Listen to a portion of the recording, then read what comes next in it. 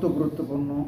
এর মাধ্যমে আল্লাহর ইবাদত হয়, আল্লাহর সন্তুষ্টি অর্জন করা যায় এবং দুনিয়া ও আখিরাতে অফুরন্ত কল্যাণ আছে। যেমন গুনাহ মাফ হয়, জান্নাত লাভ হয় এবং শয়তান বা জিন, দুষ্ট জিনদের ক্ষয়ক্ষতি থেকে আমরা আল্লাহ সুবহানাহু ওয়া তাআলা আমাদেরকে বাঁচান। এই জন্য এই দোয়াগুলো সকাল সন্ধ্যা আমাদের আমল করার দরকার। সেগুলোই আমরা শিখছিলাম। আজকে আমরা এখন আলোচনা করব সংক্ষেপে 15 নম্বর দোয়া। 15 নম্বর দোয়াটি হলো সবগুলোই বাছাই করা এবং খুবই গুরুত্বপূর্ণ দোয়াগুলো এখানে আছে।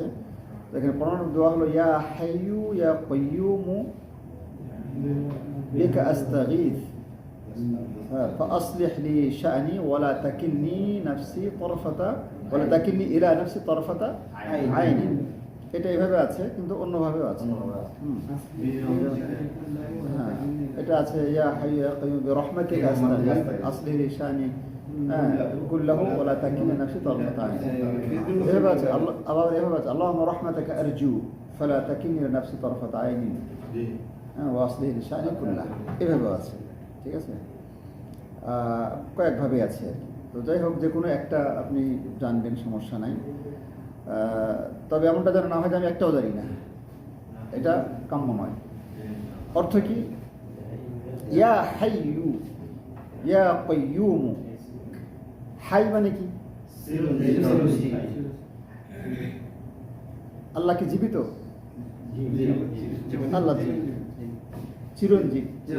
আল্লাহর জীবনের শুরুও নাই, শেষও নাই, ঠিক আছে।